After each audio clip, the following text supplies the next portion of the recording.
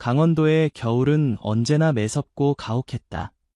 눈이 산등성이를 하얗게 덮은 강원도의 깊은 산골짜기에서 김주호는 할아버지와 아버지의 뒤를 이어 산림철도를 운행하는 기관사가 되었다. 30살의 그는 이미 10년이라는 세월을 산길을 오르내리는 화물열차와 함께했다. 산에 사는 사람들에게 필요한 물자를 나르고 때로는 깊은 산에서 나오는 임산물을 도시로 운반하는 일이었다. 주호의 얼굴은 세찬 산바람에 그을려 있었고 그의 눈빛은 깊고 맑았다. 그는 말이 많지 않았지만 산과 들판 그리고 그곳에 사는 동물들을 깊이 사랑했다. 어린 시절부터 기차를 타고 산을 오르내리며 자란 그에게는 이 산길이 제2의 고향과도 같았다. 그날도 주호는 평소와 같이 화물열차를 운행하고 있었다. 창문 너머로 보이는 설원은 한 폭의 그림처럼 아름다웠다. 하얀 눈이 소나무 가지에 소복하게 쌓여 있었고 간간히 날아오르는 까치떼가 겨울 하늘을 수놓고 있었다. 주호는 익숙한 풍경을 바라보며 열차를 천천히 몰았다. 오늘도 평화롭네. 그는 혼잣말로 중얼거렸다. 그러나 그 평화는 오래가지 않았다. 열차가 깊은 산 속의 한 커브길을 돌아서는 순간 주호의 눈에 이상한 광경이 들어왔다. 선로 위에 여러 마리의 늑대가 서 있었다. 보통의 경우라면 열차 소리에 놀라 도망가야 할 동물들이 선로 위에 꼼짝 않고 서 있었다. 이게 무슨... 주호는 경적을 울렸다. 1번, 2번, 3번. 그러나 늑대들은 움직이지 않았다. 오히려 더 단단히 선로를 지키고 서 있는 것 같았다. 열차의 속도는 시속 70km. 충돌을 피하려면 지금 당장 긴급 제동을 걸어야 했다. 주호는 망설임 없이 비상 브레이크를 작동시켰다. 열차는 급격히 속도를 줄이며 끼익 하는 소리를 내며 미끄러져 갔다. 만약 이때 선로가 얼어 있었다면 큰 사고로 이어질 수도 있었다. 다행히 열차는 천천히 속도를 줄이며 완전히 멈췄다. 열차가 멈추자 주호는 재빨리 밖으로 나왔다. 그가 선로 앞에 가까이 다가갔을 때 그는 믿을 수 없는 광경을 목격했다. 늑대들은 여전히 선로 위에 서 있었지만 그들이 지키고 있는 것은 바로 사람이었다. 나이 지긋한 한 노인이 선로에 묶여 있었다. 이런, 저분이... 주호는 즉시 그 노인을 알아보았다. 그는 박민석 할아버지였다. 산림청에서 30년 넘게 근무하며 특히 산악지역의 생태계 보존에 평생을 바친 산림보호원이었다. 특히 멸종위기에 처한 사냥과 늑대들을 지키기 위해 싸워왔던 그는 지역에서 늑대 할아버지라는 별명으로 불리며 존경받고 있었다. 주호는 조심스럽게 다가갔다. 놀랍게도 늑대들은 그가 다가가자 천천히 길을 비켜주었다. 그들의 눈빛에는 경계심이 있었지만 적대감은 보이지 않았다. 박 할아버지, 괜찮으세요? 제가 김주호예요. 강원철도 기관사입니다. 노인은 약하게 눈을 떴다. 그의 얼굴은 멍들고 상처투성이었으며 입술은 추위로 파랗게 변해 있었다. 주호군, 고맙네. 주호는 재빨리 노인의 손목에 채워진 수갑을 확인했다.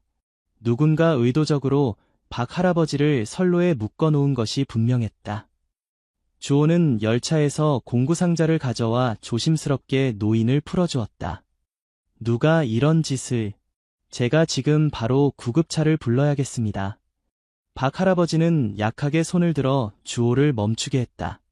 잠깐, 이 친구들 보내야 해. 노인은 힘겹게 늑대들을 가리켰다. 늑대들은 여전히 주변에서 맴돌고 있었다. 주호는 그제서야 이들이 평범한 늑대가 아니라는 것을 깨달았다. 그들의 눈빛에는 단순한 야생동물이 가질 수 없는 지성이 담겨 있었다. 괜찮아요. 절 해치지 않을 거예요. 노인은 천천히 고개를 끄덕였다. 늑대들이 나를 지켜줬어. 주호는 급히 노인을 열차 안으로 데려갔다. 응급처치 상자를 꺼내 노인의 상처를 간단히 치료하고 담요로 그를 따뜻하게 감싼 후 무전을 통해 가장 가까운 역의 역장에게 상황을 알렸다. 구급차와 경찰이 도착할 때까지 그는 노인 곁을 지켰다. 무슨 일이 있었던 거예요? 박 할아버지? 노인은 천천히 눈을 떴다. 그의 목소리는 약했지만 또렷했다. 밀렵꾼들, 내가 그들의 함정을 신고했거든. 복수한 거야. 주호는 분노를 느꼈다. 박 할아버지는 강원도 산림에서 밀렵꾼들과의 싸움에서 늘 앞장서 왔다. 고라니, 사냥, 그리고 특히 늑대 같은 멸종위기 동물들을 보호하기 위해 그는 수십 년간 헌신했다. 그런데 늑대들은 어떻게? 노인은 미소 지었다. 그의 입가에 희미한 미소가 번졌다. 5년 전, 내가 함정에 걸린 어미 늑대와 새끼들을 구해줬어. 그때 가장 큰 녀석이 지금 저기 있는 그놈이야. 주호는 놀라움을 감출 수 없었다. 열차 밖으로 시선을 돌리자 한 마리의 큰 늑대가 여전히 선로 옆에 서서 그들을 지켜보고 있었다. 그들이 나를 기억했나 봐. 밀렵꾼들이 날 묶어놓고 떠난 후 이 친구들이 나타났어. 열차가 오자 그들은 선로 위에 서서 열차를 멈추게 했지. 노인의 눈에 눈물이 고였다. 인간보다 더 인간적인 녀석들이야. 주호는 깊은 감동을 느꼈다. 창밖으로 보이는 늑대들을 바라보며 그는 자연과 동물들에 대한 새로운 존경심을 품게 되었다. 구급차가 도착하고 박 할아버지는 병원으로 이송되었다. 경찰도 현장을 조사하기 시작했다.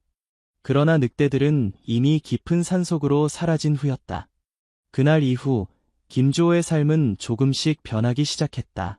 그는 매일 같은 구간을 운행하면서도 그 커브길에 다다를 때면 항상 속도를 줄이고 3번의 짧은 경적을 울렸다. 그것은 어디선가 지켜보고 있을지 모르는 늑대들에 대한 그만의 인사였다. 고마워, 친구들. 언젠가 또 만나자. 그리고 그 순간 깊은 숲속에서 늑대의 울음소리가 메아리쳐 오는 것 같았다.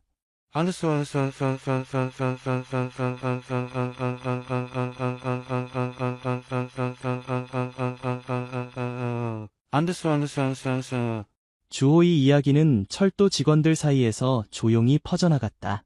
처음에는 믿지 않는 사람들도 많았지만 박민석 할아버지가 병원에서 회복된 후 직접 증언하면서 진실로 받아들여졌다. 늑대들이 사람을 구했다는 놀라운 이야기는 지역신문에도 작게 보도되었다. 하지만 모든 사람이 이야기에 감동한 것은 아니었다. 일부 사냥꾼들과 개발업자들은 여전히 늑대를 위험한 존재로 여겼고 박 할아버지의 보호 활동에 적대적이었다. 늑대는 늑대일 뿐이야. 언젠가는 사람을 공격할 거라고. 이런 말들이 지역사회에서 돌아다녔다.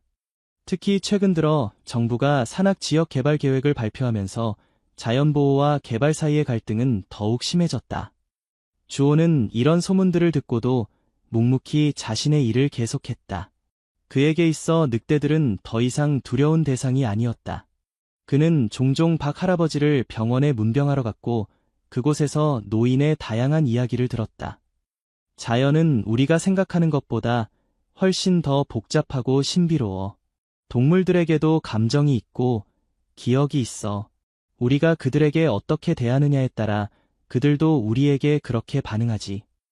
노인의 말은 주호의 마음속 깊이 새겨졌다. 그는 점점 더 자연과 동물들의 관심을 갖게 되었고 틈틈이 박 할아버지가 운영하는 작은 야생동물 보호소를 돕기 시작했다. 어느 날 박 할아버지가 병원에서 퇴원하게 되었다. 주호는 그를 직접 집까지 모셔다 드렸다.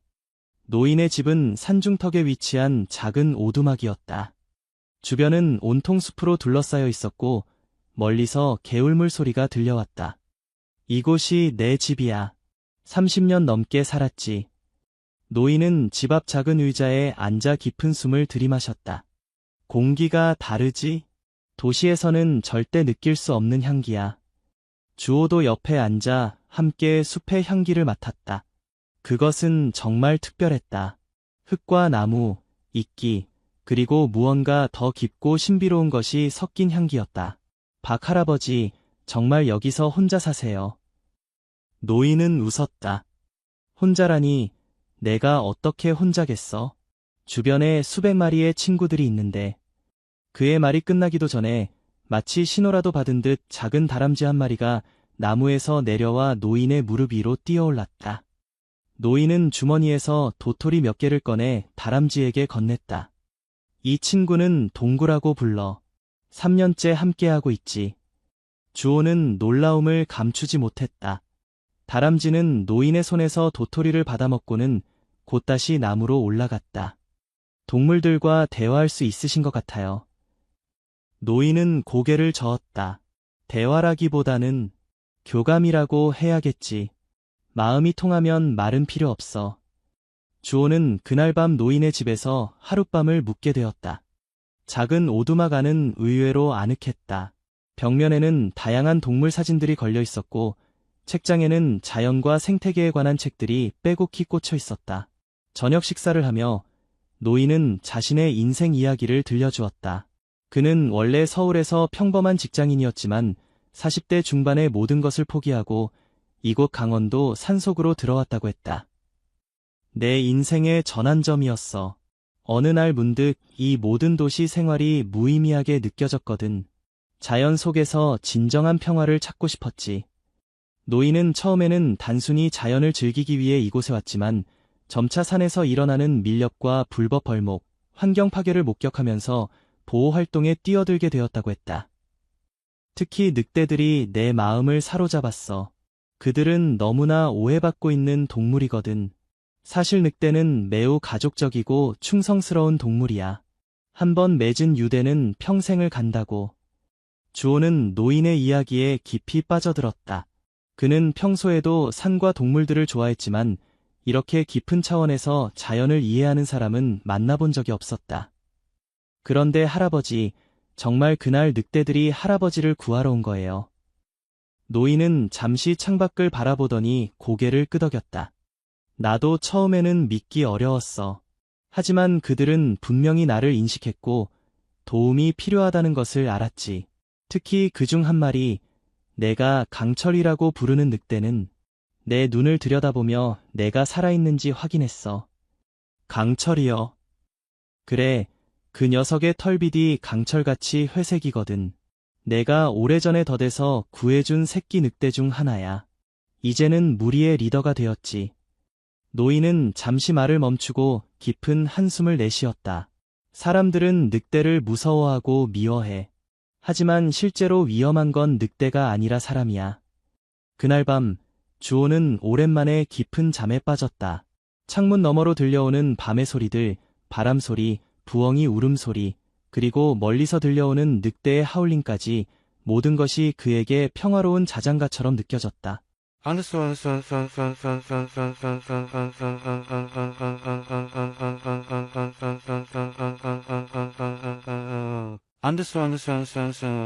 다음날 아침, 주호는 일찍 일어나 노인의 아침 일과를 도왔다. 그들은 함께 주변 숲을 산책하며 동물들의 흔적을 살펴보고 밀렵꾼들이 설치한 덫이 있는지 확인했다. 밀렵은 여전히 큰 문제야. 특히 고란이나 사냥 같은 동물들이 많이 희생돼. 그들이 산책하는 동안 주호는 노인이 얼마나 자연과 조화롭게 살아가는지 볼 수 있었다. 그는 새들의 울음소리를 듣고 어떤 새인지 알아맞히고 나뭇잎 하나의 변화도 놓치지 않았다. 모든 것에는 이유가 있어. 자연은 무작위로 움직이지 않아. 모든 생명체는 서로 연결되어 있지. 주호는 자신이 평소 당연하게 여겼던 것들을 새롭게 보기 시작했다. 기차를 운전하며 스쳐 지나갔던 숲과 산, 그리고 거기 사는 동물들이 이제 그에게는 그저 풍경이 아니라 살아 숨쉬는 존재들로 다가왔다. 철도가 지나가는 곳은 동물들의 이동 경로를 방해하는 경우가 많아. 특히 너희가 다니는 산악철도는 야생 동물들의 중요한 서식지를 관통하지. 노인의 말에 주호는 깊이 생각에 잠겼다. 그동안 그는 자신의 일이 환경에 어떤 영향을 미치는지 깊이 생각해 본 적이 없었다. 그럼 철도가 없어야 하나요? 노인은 고개를 저었다. 그건 아니야. 인간의 삶과 자연은 함께 공존해야 해. 다만 우리가 좀 더 주의를 기울이고 자연을 존중하는 방식으로 살아갈 필요가 있지. 점심 무렵, 주호는 노인과 작별 인사를 나누었다. 그는 다시 자신의 일상으로 돌아가야 했다. 다음에 또 들르겠습니다. 박 할아버지. 노인은 따뜻하게 미소 지었다. 언제든지 환영이야, 주호야. 그리고 기억해, 숲은 항상 너를 지켜보고 있어. 주호는 깊이 고개를 숙여 인사하고 산을 내려갔다. 그의 마음속에는 뭔가 새로운 결심이 싹트고 있었다.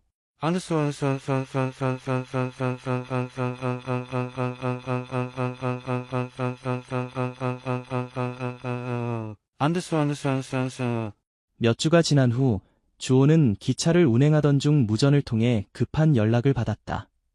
주호 씨, 듣고 있나? 급한 소식이야. 목소리는 강원철도 역장인 이상우의 것이었다. 네, 말씀하세요, 역장님. 자네가 전에 구한 그 산림보호원, 박민석 씨 있지? 그분이 또 위험에 처했다고 해. 밀렵꾼들이 그의 집을 습격했다는 신고가 들어왔어. 주호의 심장이 빠르게 뛰기 시작했다. 언제요? 지금이요? 방금 전이야. 경찰이 출동했지만 그 깊은 산속이라 도착하는데 시간이 걸릴 거야. 주호는 망설임 없이 결정을 내렸다. 역장님, 제가 가보겠습니다. 제 열차 위치가 박 할아버지 집과 가깝습니다. 알았네. 조심하게. 무장한 밀렵꾼들일 수도 있으니. 주호는 열차를 가장 가까운 간이역에 정차시키고 비상 상황임을 알린 후 역무원에게 열차를 맡겼다. 그리고 그는 역에 비치된 오토바이를 타고 박 할아버지의 집을 향해 산길을 달렸다. 도로는 울퉁불퉁했고 곳곳에 눈이 쌓여 있어 주행이 쉽지 않았다. 하지만 주호는 최대한 속도를 내며 산을 올랐다. 그의 머릿속에는 노인의 안전만이 가득했다. 오두막에 도착했을 때 주호는 끔찍한 광경을 목격했다. 문은 부서져 있었고 내부는 완전히 난장판이 되어 있었다. 책들은 바닥에 흩어져 있었고 가구들은 뒤집혀 있었다. 박 할아버지, 어디 계세요? 아무 대답이 없었다. 주호는 급히 집안을 수색했지만 노인의 모습은 보이지 않았다. 그가 밖으로 나와 주변을 살펴보던 중 그는 눈 위에 찍힌 여러 개의 발자국을 발견했다. 누군가가 노인을 끌고 간 것 같았다. 주호는 발자국을 따라 숲속 깊이 들어갔다. 그의 심장은 불안으로 가득했다. 너무 늦지 않았기를. 그가 한참을 걸어 들어가자 멀리서 사람들의 목소리가 들려왔다. 조심스럽게 다가가 그는 나무 뒤에 숨어 상황을 살폈다. 작은 공터에 3명의 남자가 서 있었다. 그들 중 2명은 사냥용 총을 들고 있었고 1명은 박 할아버지를 나무에 묶어놓고 있었다. 노인의 얼굴은 이미 멍들어 있었고 입에는 천이 물려 있었다. 이번에는 빠져나갈 수 없을 거야. 영감 한 남자가 비웃으며 말했다. 너 때문에 우린 사업에 막대한 손실을 봤어. 이제 너를 처리하고 나면 아무도 우리 사냥을 방해하지 못할 거야. 주호는 분노로 떨었다. 그들은 분명 박 할아버지가 신고했던 밀렵꾼들이었다. 하지만 그는 무기도 없이 어떻게 3명의 무장한 남자들을 상대할 수 있을지 막막했다. 그때 갑자기 숲속에서 낮은 으르렁거리는 소리가 들려왔다. 주호는 그 소리를 즉시 알아차렸다. 늑대였다. 밀렵꾼들도 그 소리를 들었는지 긴장한 표정으로 주변을 둘러보기 시작했다. 뭐야, 늑대인가? 여기 늑대가 있다고. 그들이 혼란스러워하는 사이 주호는 나무 뒤에서 슬그머니 나와 노인에게 다가갔다. 그는 재빨리 노인의 입에 물린 천을 풀어주었다. 주호군. 노인은 약한 목소리로 말했다. 괜찮으세요? 제가 도와드릴게요. 그때 공터 주변의 여러 곳에서 동시에 늑대들의 울음소리가 들려왔다. 그것은 마치 서로에게 신호를 보내는 것 같았다. 밀렵꾼들은 점점 더 불안해하며 총을 들고 주변을 겨냥했다. 뭐야 이거? 늑대들이 우릴 에워싸고 있어. 주호는 이 기회를 놓치지 않고 재빨리 노인을 묶고 있던 밧줄을 풀기 시작했다. 다행히 밀렵꾼들은 늑대의 소리에 완전히 주의가 분산되어 있었다. 조용히 하세요. 우리 같이 빠져나가야 해요. 주호가 마지막 매듭을 풀자 노인은 비틀거리며 일어섰다. 그의 다리는 아직 약했지만 주호의 도움으로 천천히 숲 쪽으로 움직일 수 있었다. 그때 갑자기 한 밀렵꾼이 뒤를 돌아보았다. 야, 저기 누가 있어? 영감이 도망가. 그는 즉시 총을 들어 그들을 향해 겨냥했다. 주호는 반사적으로 노인을 감싸 안으며 몸을 던졌다. 그 순간 어디선가 거대한 그림자가 튀어나와 밀렵꾼을 덮쳤다. 으악! 밀렵꾼의 비명소리와 함께 총이 땅에 떨어졌다. 거대한 회색 늑대가 그의 팔을 물고 있었다. 그것은 바로 노인이 강철이라고 부르던 그 늑대였다. 다른 두 밀렵꾼은 공포에 질려 무작정 총을 발사하기 시작했다. 총소리가 산에 울려 퍼졌지만 이미 여러 마리의 늑대들이 숲속에서 나타나 그들을 향해 달려들고 있었다. 도망쳐! 미친 늑대들이다. 밀렵꾼들은 모든 것을 버리고 숲속으로 도망치기 시작했다. 늑대들은 그들을 쫓아갔지만 죽이려는 것이 아니라 그저 쫓아내려는 듯했다. 강철만이 뒤에 남아 주호와 노인을 바라보고 있었다. 그의 눈빛은 이상하게도 평온해 보였다. 강철아, 고맙다. 노인은 약한 목소리로 말했다. 늑대는 잠시 그들을 바라보다가 천천히 고개를 숙여 인사하는 듯한 모습을 보였다. 그리고는 다른 늑대들을 따라 숲속으로 사라졌다. 주호는 믿을 수 없는 광경을 목격했다. 그것은 분명 우연이 아니었다. 늑대들은 의도적으로 그들을 구하러 온 것이었다. 박 할아버지, 괜찮으세요? 빨리 병원에 가셔야 할 것 같아요. 노인은 주호의 어깨에 기대어 천천히 걸었다. 괜찮아. 집으로만 데려다 주게. 하지만 내 몸은 내가 알아. 병원보다는 내 집이 더 나을 거야.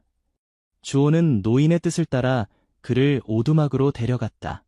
집에 도착하자 노인은 주호의 도움을 받아 침대에 누웠다.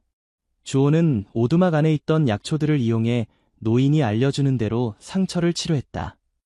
약초는 자연이 우리에게 준 선물이야. 이것들이 내 몸을 치유해 줄 거야. 노인은 상처에도 불구하고 평온해 보였다. 그의 눈에는 깊은 안정감이 담겨 있었다. 주호야, 오늘 넌 중요한 것을 목격했어. 동물들과 인간 사이의 진정한 유대를. 주호는 고개를 끄덕였다. 그가 본 것은 단순한 동물의 행동이 아니었다. 그것은 깊은 감정과 지성을 가진 존재들의 의도적인 행동이었다. 늑대들이 정말로 할아버지를 구하러 온 거군요. 노인은 미소 지었다. 그들은 나의 가족이나 다름없어. 내가 그들을 돕고 그들이 나를 돕는 거지. 이것이 바로 자연의 법칙이야. 주고받음, 상호 존중. 주호는 창밖을 바라보았다. 어둠이 내리고 있었지만 그는 이상하게도 두렵지 않았다. 오히려 이 깊은 산속에서 전에 없던 안정감을 느꼈다. 저도 그들과 친구가 될 수 있을까요? 노인은 천천히 고개를 끄덕였다. 시간이 걸리겠지만 가능해. 중요한 건 마음가짐이야. 그들을 두려워하거나 지배하려 하지 않고 동등한 존재로 대하는 것. 그날 밤 주호는 다시 한번 노인의 오두막에서 묵게 되었다.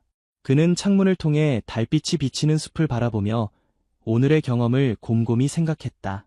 세상은 그가 알고 있던 것보다 훨씬 더 복잡하고 신비로웠다. 멀리서 늑대의 울음소리가 들려왔다. 그 소리는 이제 그에게 두려움이 아닌 이상한 위안을 주었다.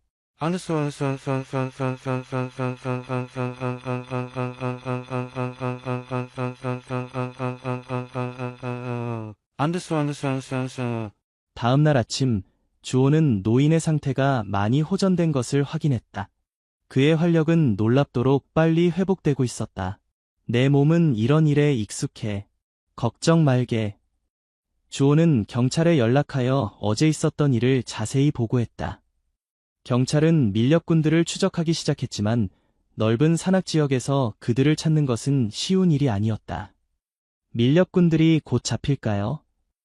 노인은 한숨을 쉬었다. 잡히더라도 또 다른 자들이 나타날 거야. 욕심은 끝이 없으니까. 주호는 그때 결심했다. 그는 단순히 열차를 운행하는 것을 넘어 이 산과 동물들을 지키는 일에 동참하고 싶었다. 박 할아버지, 제가 도울 수 있는 일이 있을까요? 저도 이 산을 지키는데 참여하고 싶습니다. 노인의 눈이 반짝였다. 정말 그러고 싶은가? 주호는 확신에 찬 목소리로 대답했다. 네, 진심입니다. 그렇게 주호는 철도 기관사로서의 일상을 유지하면서도 틈틈이 박 할아버지의 보호 활동을 돕기 시작했다. 그는 열차를 운행하며 발견한 밀렵의 흔적을 보고하고 때로는 직접 산에 올라 덫을 제거하거나 부상당한 동물들을 구조했다. 시간이 흐르면서 주호는 점차 숲과 동물들에 대한 이해를 넓혀갔다. 그는 박 할아버지에게서 많은 것을 배웠다. 식물의 이름과 쓰임새, 동물들의 습성, 그리고 자연의 순환에 대한 깊은 지식들을, 특히 주호는 늑대들에 대해 많은 것을 알게 되었다. 그들은 단순한 야생동물이 아니라 복잡한 사회구조와 감정을 지닌 고도로 발달된 존재였다. 그들은 가족을 소중히 여기고 서로를 보살피며 영역을 지키기 위해 협력했다. 늑대는 인간과 가장 비슷한 동물 중 하나야. 그래서 인간은 그들을 두려워하면서도 동경해왔지. 주호는 종종 박 할아버지와 함께 숲속 깊은 곳에 위치한 언덕에 올라가곤 했다. 그곳에서 그들은 망원경으로 멀리 떨어진 늑대들의 생활을 관찰했다. 강철의 무리는 약 12마리로 구성되어 있었고 그들은 협력하여 사냥하고 새끼들을 돌보았다. 저 무리는 이 지역에서 가장 강한 무리야. 강철은 훌륭한 리더지. 그는 무리를 지키면서도 불필요한 싸움은 피해. 주호는 그 모습을 보며 깊은 존경심을 느꼈다. 몇 개월이 지난 후 주호는 박 할아버지로부터 특별한 제안을 받았다. 주호야, 오늘 밤 특별한 일이 있을 거야. 너도 함께하지 않겠나? 무슨 일인데요?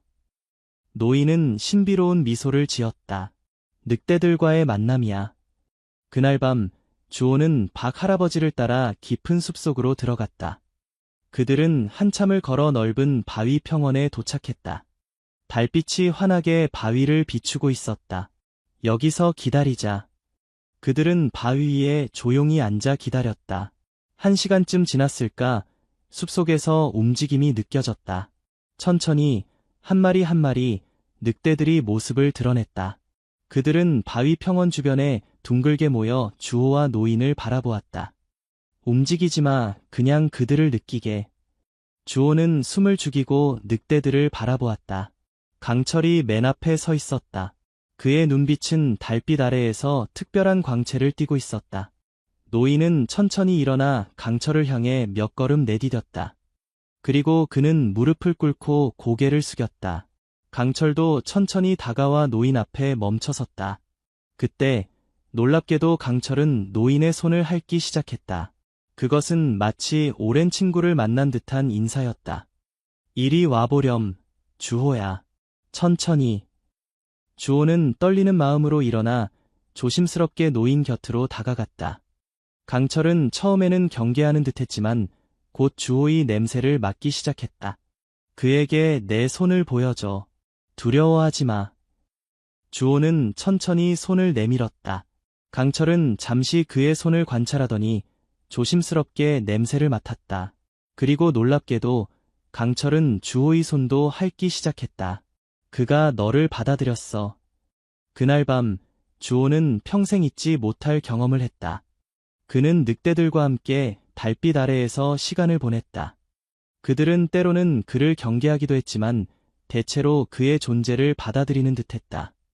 이건 특별한 선물이야, 주호야. 모든 사람이 이런 경험을 할 수 있는 건 아니야. 주호는 이 순간이 그의 인생의 중요한 전환점이 될 것임을 직감했다.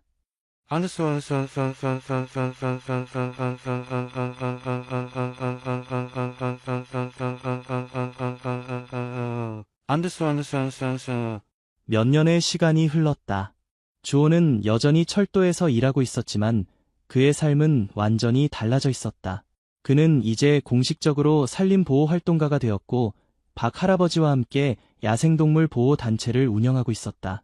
그들의 활동은 점차 사람들의 주목을 받게 되었다.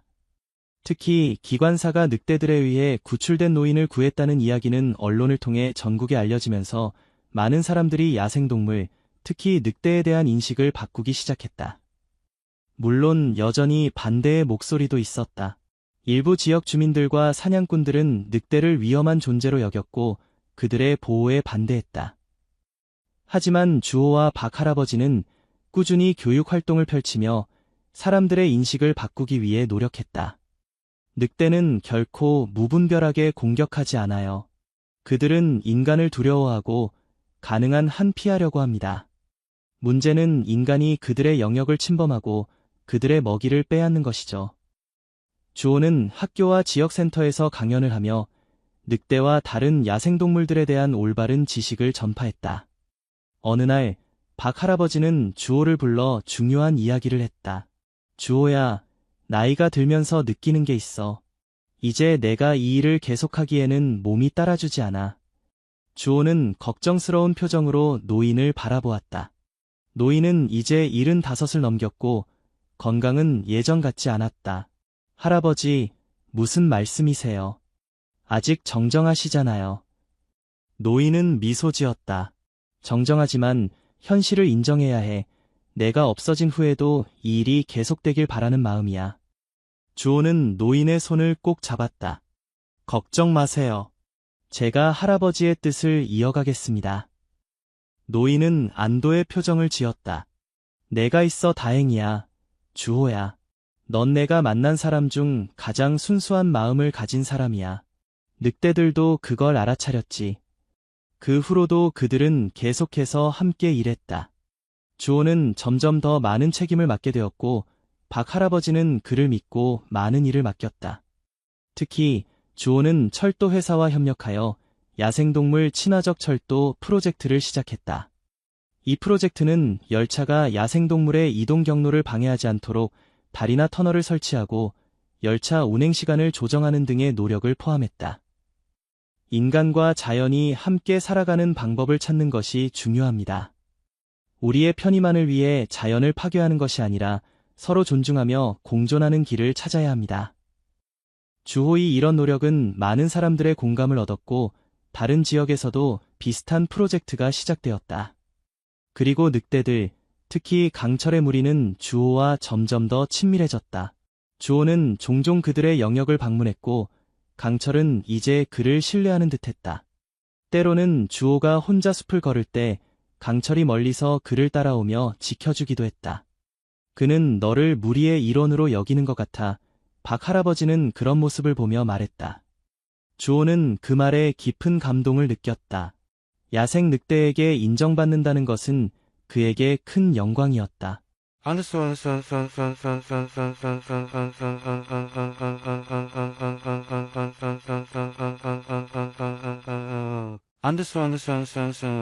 겨울이 다시 찾아왔다. 이번 겨울은 유독 혹독했다. 기온은 영하 20도 아래로 떨어졌고 눈은 쉬지 않고 내렸다. 주호는 여전히 열차를 운행하고 있었다. 이날도 그는 평소처럼 산을 오르는 열차를 몰고 있었다. 하지만 이번에는 특별한 손님이 함께했다.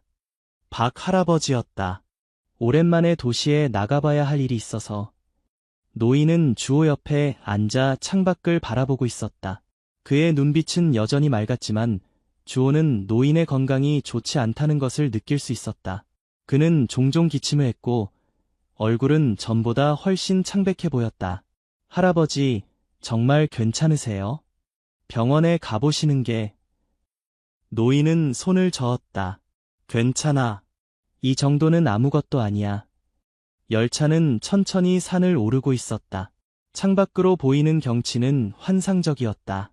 하얀 눈이 온 세상을 덮고 있었고 나무들은 눈의 무게로 가지를 숙이고 있었다.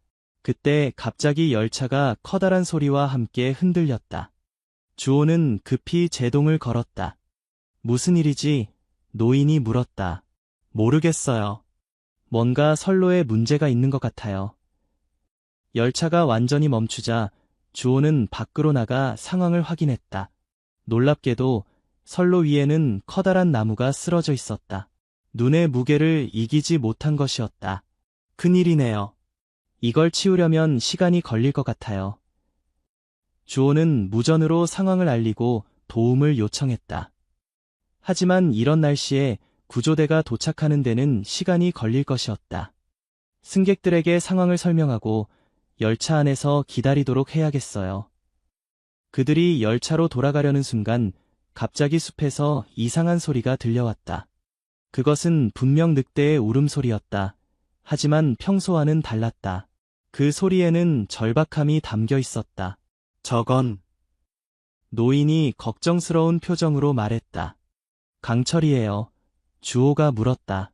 그런 것 같아. 뭔가 문제가 있는 게 틀림없어. 그들은 소리가 나는 방향을 바라보았다.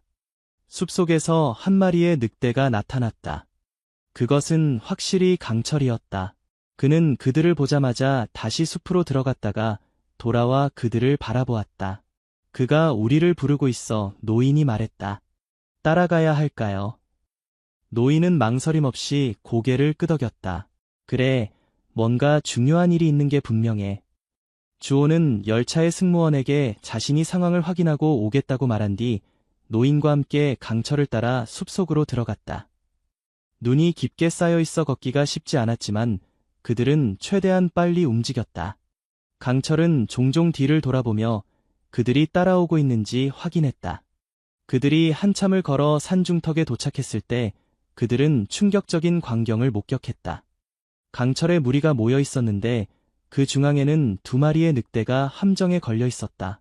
그것은 분명 밀렵꾼들이 설치한 덫이었다. 두 늑대는 피를 흘리고 있었고 필사적으로 빠져나오려고 발버둥치고 있었다. 이런. 노인이 한숨을 내쉬었다. 도와드릴게요, 할아버지. 주호는 즉시 덫으로 다가갔다. 다른 늑대들은 처음에는 경계했지만 강철이 그들을 진정시키는 듯한 소리를 내자 물러났다. 덫에 걸린 늑대 중 하나는 강철에 짝인 듯했다. 다른 하나는 아직 어린 늑대였다. 주호는 조심스럽게 덫을 풀기 시작했다. 그것은 쉽지 않은 일이었다. 덫은 단단히 잠겨 있었고 날카로운 이빨이 늑대들의 다리를 깊이 파고들어 있었다. 조심해, 주호야. 이 덫은 아주 위험해. 박 할아버지도 다가와 도움을 주었다. 그는 주머니에서 작은 공구를 꺼내 덫의 메커니즘을 살펴보았다. 이건 특수하게 제작된 덫이야.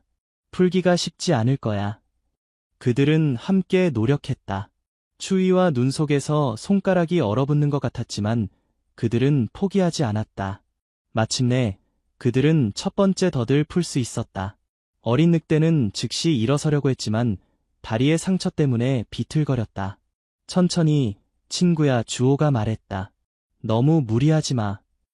두 번째 덫도 곧 풀렸다. 강철의 짝은 더 심각한 부상을 입은 것 같았다. 그녀는 일어서지 못하고 바닥에 누워 있었다. 이 상처는 심각해. 치료가 필요해. 노인이 걱정스럽게 말했다. 주호는 망설임 없이 자신의 겉옷을 벗어 늑대를 감쌌다. 열차로 데려가요. 거기에 응급처치 키트가 있어요. 노인은 놀란 표정으로 주호를 바라보았다. 야생 늑대를 열차에 데려간다고? 주호는 단호하게 고개를 끄덕였다. 그들이 우리를 도왔을 때처럼 이제 우리가 그들을 도울 차례예요. 주호는 조심스럽게 다친 늑대를 들어 올렸다. 그녀는 처음에는 저항했지만 곧 체념한 듯 조용히 그의 품에 안겼다. 할아버지, 어린 녀석도 부탁드려요. 노인은 잠시 망설이다가 어린 늑대를 안아들었다. 늑대는 겁에 질린 듯했지만 노인의 익숙한 냄새를 맡고는 조금 진정되는 것 같았다. 그들이 늑대들을 안고 열차를 향해 걸어가기 시작하자 강철이 그들을 따라왔다. 그의 눈에는 걱정과 감사의 감정이 뒤섞여 있었다. 열차에 도착하자 승객들은 놀란 표정으로 그들을 바라보았다. 다친 늑대를 안고 오는 모습은 분명 일상적인 광경이 아니었다. 무슨 일이세요? 열차 승무원이 걱정스러운 얼굴로 물었다. 도움이 필요한 생명체들이에요. 주호가 단호하게 대답했다. 응급처치 키트를 가져와 주세요. 승무원은 잠시 망설이다가 주호의 결연한 표정을 보고 고개를 끄덕였다. 그는 재빨리 응급처치 키트를 가져왔다. 주호와 노인은 다친 늑대들을 열차의 한 구석에 조심스럽게 눕혔다. 그들은 함께 늑대들의 상처를 닦고 소독하고 붕대로 감쌌다. 늑대들은 때때로 통증에 낮게 으르렁거렸지만 대체로 치료를 받아들였다. 다행히 뼈는 다치지 않은 것 같아요. 주호가 말했다. 하지만 상처가 깊어서 감염될 위험이 있어요. 노인은 주머니에서 작은 병을 꺼냈다. 그 안에는 진한 초록색 액체가 들어있었다. 이건 내가 직접 만든 약초 연고야. 상처 치유와 감염 방지에 도움이 될 거야. 그들은 연고를 늑대들의 상처에 조심스럽게 바르고 다시 깨끗한 붕대로 감쌌다. 모든 과정이 끝나자 두 늑대는 지친 듯 눈을 감았다. 그동안 강철은 열차문 앞에서 기다리고 있었다. 그는 들어오지는 않았지만 계속해서 안을 들여다보며 상황을 살폈다. 그는 가족을 걱정하고 있어. 노인이 말했다. 주호는 밖으로 나가 강철에게 다가갔다. 그는 조심스럽게 무릎을 꿇고 강철의 눈높이에 맞춰 이야기했다. 걱정하지 마. 그들은 회복될 거야. 우리가 잘 돌볼게. 강철은 마치 이해한 듯 천천히 고개를 끄덕였다. 그리고 그는 주호의 손을 핥았다. 그것은 감사의 표시였다. 당신과 이 늑대는 정말 특별한 관계인 것 같네요. 한 승객이 놀란 표정으로 말했다. 주호는 미소 지었다. 우리는 서로를 이해하고 존중하는 사이예요. 이 늑대들은 단순한 야생 동물이 아니에요. 그들은 감정을 가진 지능적인 존재들이죠. 다른 승객들도 점차 다가와 상황을 지켜보기 시작했다. 처음에는 두려워했지만 곧 호기심과 동정심을 보였다. 밀렵꾼들이 설치한 덫이었군요. 주호가 설명했다. 이 늑대들은 우리와 마찬가지로 가족을 사랑하고 서로를 보살피는 존재들이에요. 하지만 많은 사람들이 그들을 오해하고 두려워합니다. 승객들은 주호의 말에 공감하는 듯했다. 몇몇은 심지어 자신들이 가져온 음식과 물을 나누어 주었다. 그동안 구조팀은 선로 위에 쓰러진 나무를 치우기 위해 도착했다. 그들은 몇 시간 동안 작업한 끝에 마침내 나무를 제거할 수 있었다. 곧 출발할 수 있을 것 같네요. 승무원이 알려왔다. 주호는 노인과 눈빛을 교환했다. 이 늑대들은 어떻게 할까요? 노인은 잠시 생각에 잠겼다. 지금 상태로는 야생으로 돌려보내기 어려울 것 같아. 일단 내 오두막으로 데려가자. 그곳에서 완전히 회복될 때까지 돌볼 수 있어. 주호는 고개를 끄덕였다. 그것이 최선의 방법이었다. 열차가 다시 출발하자 강철은 한동안 열차를 따라 달렸다. 그의 눈에는 걱정이 가득했지만 그는 결국 멈춰서서 열차가 멀어지는 것을 지켜보았다. 곧 다시 만날 거야, 친구. 주호는 창밖으로 손을 흔들며 약속했다.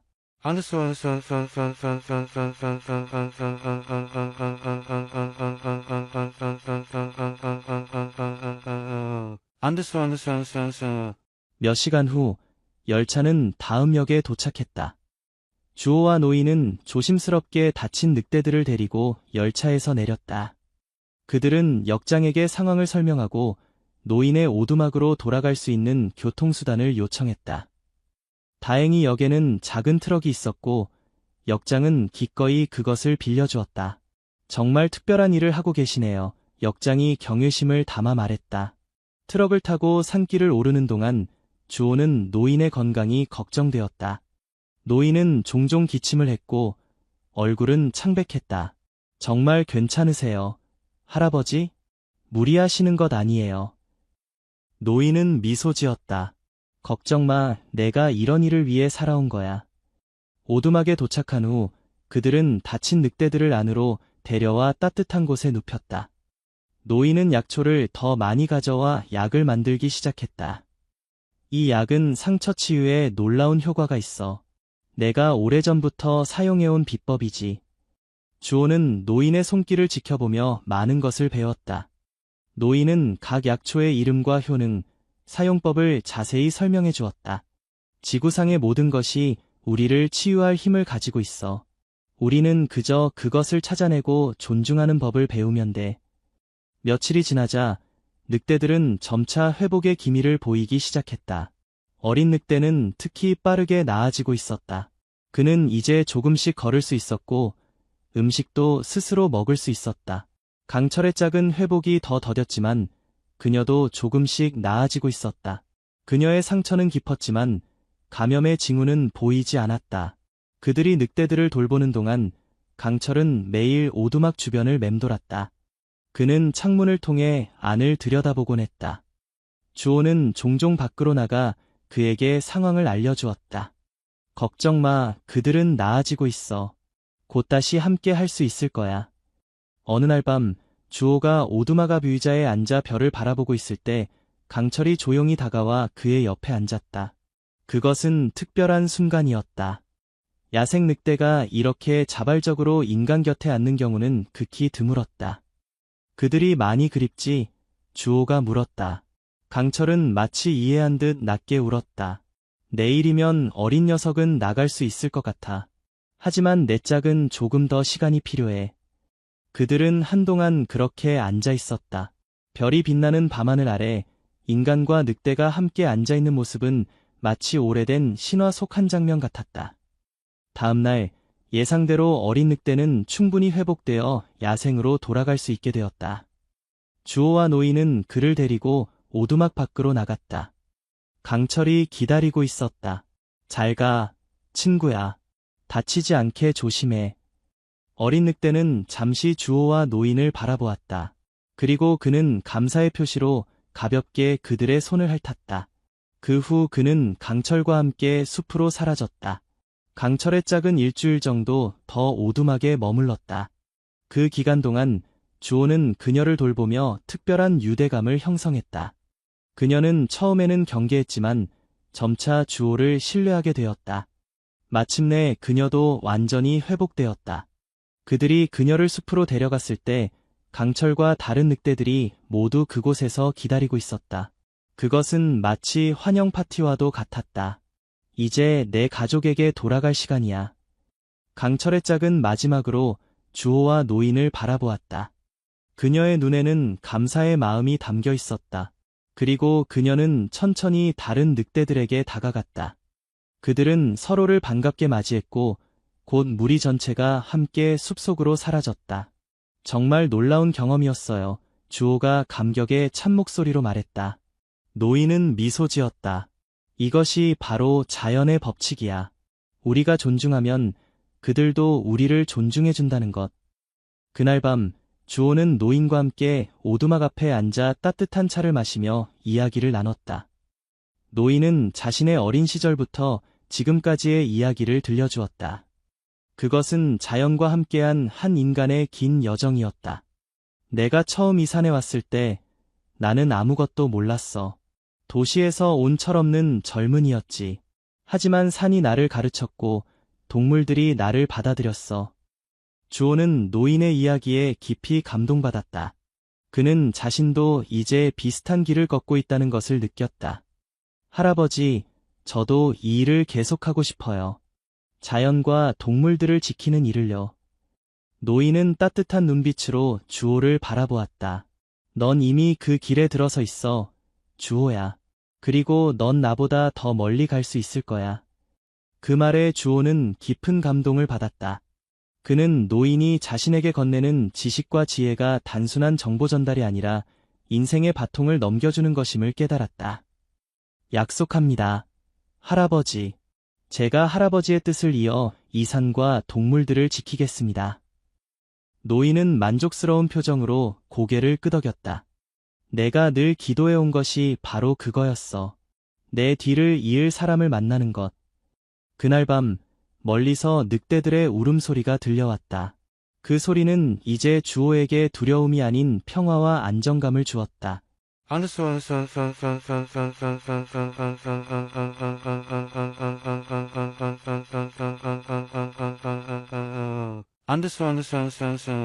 계절이 바뀌고 봄이 찾아왔다.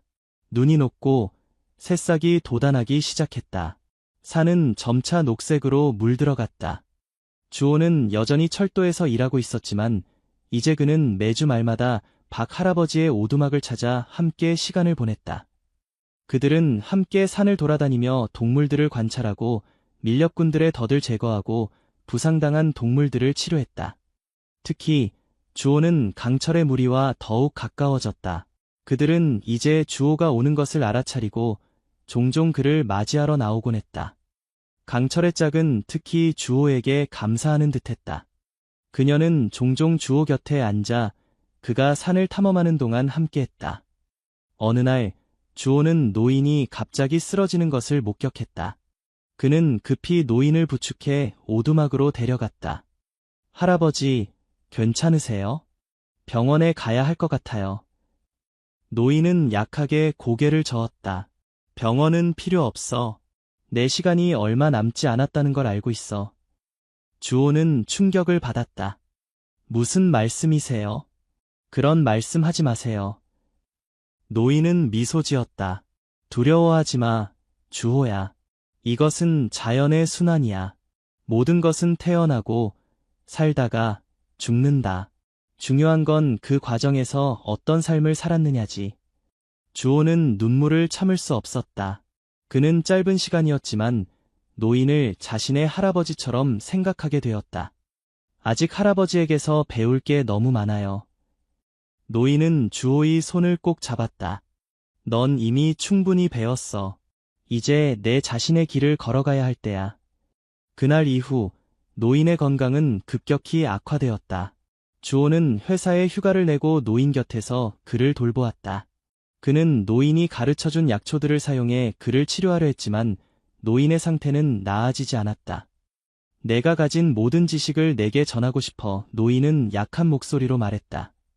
그는 주호에게 오래된 노트북을 건넸다. 그 안에는 그가 수십 년간 기록해온 모든 지식이 담겨 있었다. 약초의 사용법, 동물들의 습성, 자연의 순환에 대한 관찰 등 모든 것이 세세하게 적혀 있었다. 이것은 내 인생의 기록이야. 이제 내 것이다. 주호는 감사의 마음으로 노트북을 받았다. 그것은 단순한 기록물이 아니라 노인의 평생을 담은 보물이었다. 마지막 순간이 다가오는 것을 느낀 노인은 주호에게 마지막 부탁을 했다. 나를 밖으로 데려가 주겠니?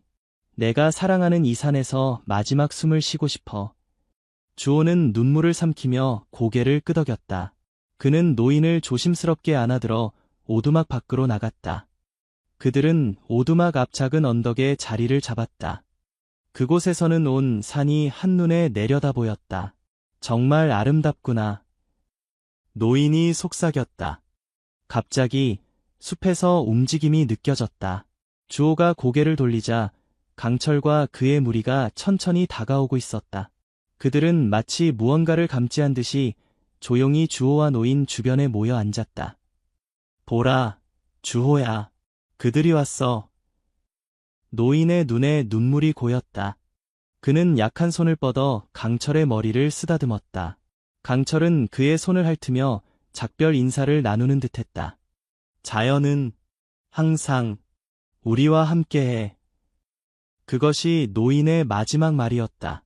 그는 평온한 표정으로 눈을 감았고 산의 바람 속에 그의 마지막 숨이 녹아들었다. 주호는 슬픔에 잠겨 노인을 안았다. 늑대들은 모두 고개를 들어 하늘을 향해 울부짖기 시작했다. 그것은 마치 산 전체가 노인의 죽음을 애도하는 것 같았다. 안녕히 가세요, 할아버지. 당신의 가르침을 잊지 않을게요. 주호는 노인의 유언에 따라 그를 산 정상 근처에 묻었다. 그곳은 노인이 가장 좋아하던 장소였다. 장례식은 간소했지만 주호는 노인이 사랑했던 모든 것들이 그 자리에 함께했다고 느꼈다. 바람, 나무들, 그리고 조용히 지켜보던 동물들까지. 장례를 마친 후 주호는 오두막으로 돌아왔다. 그곳은 이제 그의 공간이 되었다. 노인은 유서를 통해 오두막과 그의 모든 소유물을 주호에게 남겼다. 계속해서 이 산을 지켜주길. 그것이 유서에 적힌 노인의 마지막 바람이었다.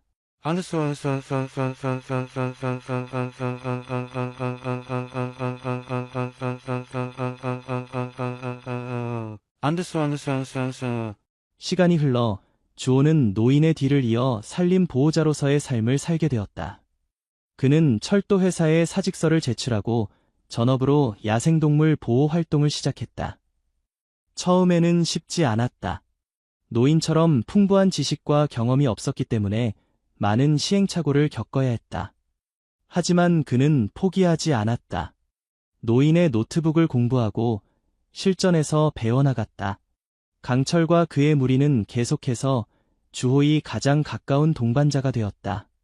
그들은 주호가 산을 탐험할 때 함께했고 때로는 위험한 상황에서 그를 보호해주기도 했다. 주호는 노인처럼 산과 대화하는 법을 배웠다. 바람의 소리에 귀를 기울이고 나무들의 변화를 관찰하고 동물들의 행동을 이해했다. 그는 점차 자연의 일부가 되어갔다. 그는 또한 지역사회와의 소통에도 노력했다. 학교를 방문해 아이들에게 자연 보호의 중요성을 가르치고 지역 주민들에게 야생동물과의 공존 방법을 알렸다. 늑대들은 우리의 적이 아닙니다. 그들은 이 생태계의 중요한 일원입니다. 우리가 그들을 존중하면 그들도 우리를 존중할 것입니다. 주호의 노력은 점차 성과를 거두기 시작했다. 지역 주민들의 인식이 변화하고 밀렵 활동이 줄어들었다. 심지어 몇몇 주민들은 직접 보호 활동에 참여하기 시작했다. 어느 날 주호가 산을 순찰하던 중 그는 새끼 늑대 한 마리가 덫에 걸린 것을 발견했다. 그는 즉시 덫을 풀어주고 새끼 늑대를 치료했다. 그 새끼는 바로 강철의 무리에서 태어난 새끼였다. 주호는 그 새끼에게 희망이라는 이름을 지어주었다. 희망이 완전히 회복된 후 주호는 그를 무리에게 돌려보냈다. 하지만 놀랍게도 희망은 종종 주호를 찾아왔다. 그는 주호의 오두막 주변을 맴돌며 때로는 주호가 산을 탐험할 때 동행했다. 넌 두 세계 사이의 다리가 될 거야, 희망아. 세월이 흘러 주호의 머리카락에도 하얀 서리가 내리기 시작했다. 그는 이제 산에서 20년 넘게 살아온 중년 남성이 되었다. 그의 얼굴은 햇볕과 바람에 그을렸지만 그의 눈빛은 여전히 맑고 깊었다. 강철은 이제 늙은 늑대가 되었다. 그는 무리의 리더 자리를 젊은 늑대에게 물려주고 주로 오두막 근처에서 시간을 보냈다.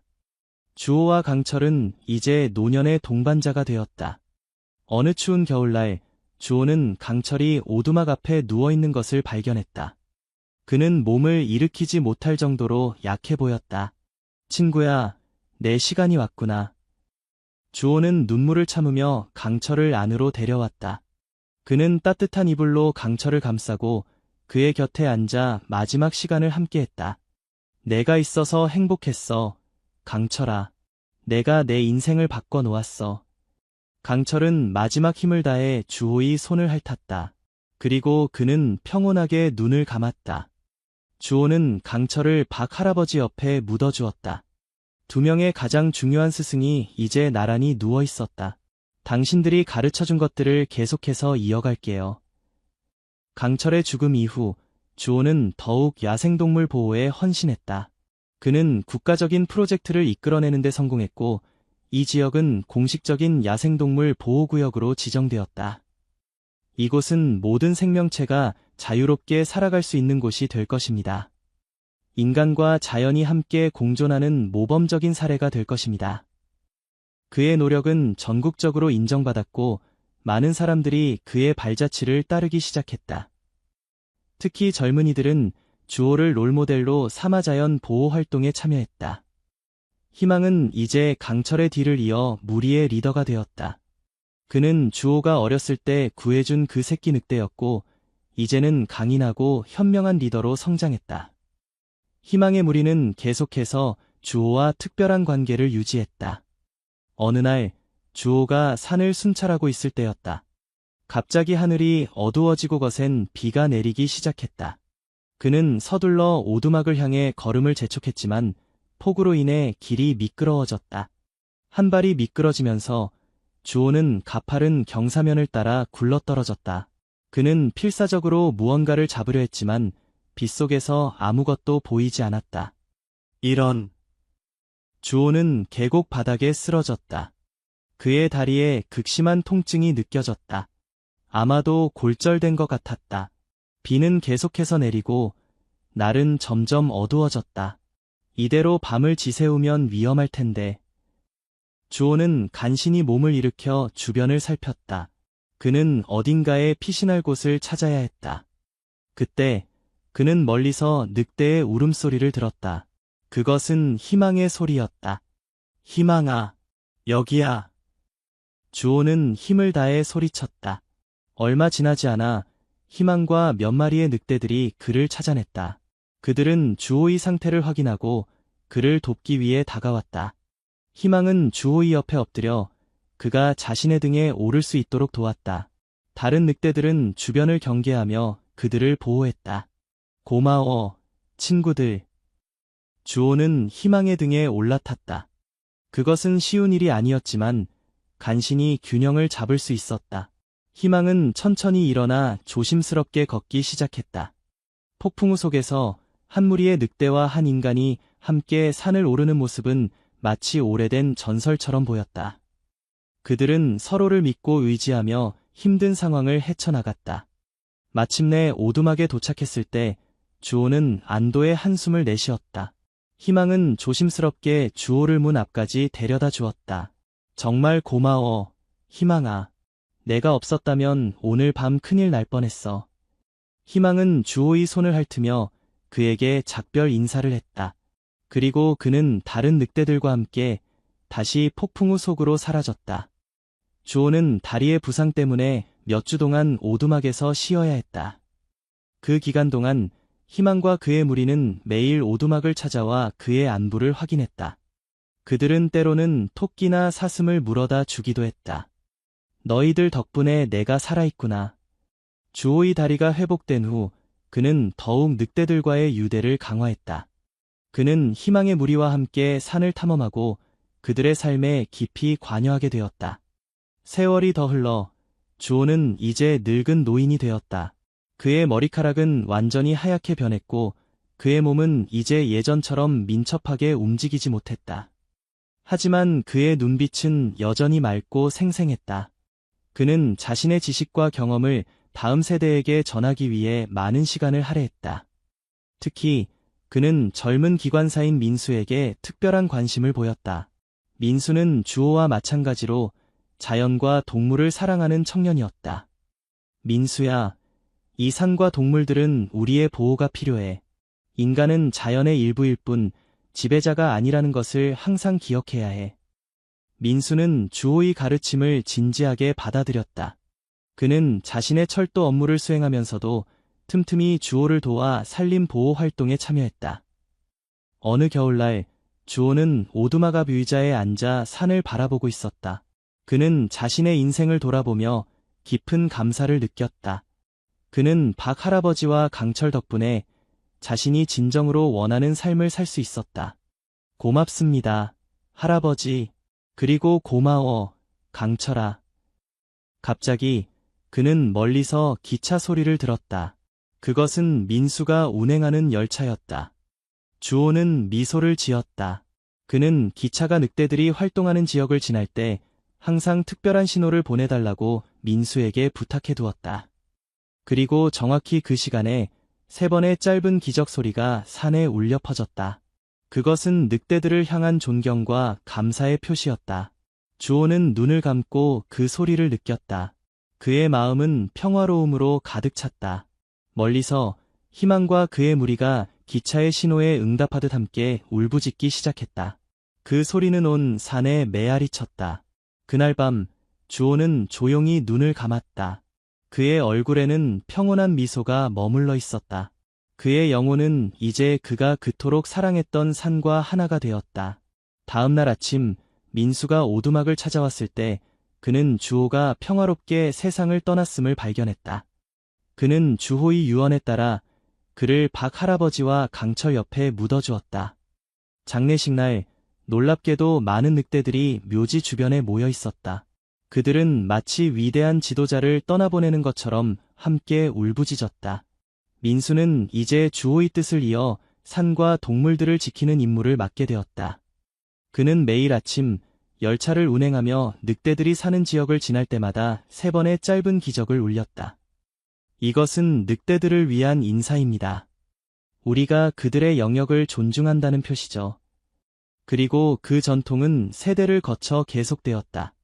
오늘날까지 강원도의 산골짜기를 지나는 열차는 특정 구간에서 항상 3번의 짧은 기적을 울린다. 그것은 오래전 한 기관사와 늑대들 사이의 특별한 인연을 기념하는 의식이 되었다. 지역 주민들은 이를 늑대의 인사라고 부른다.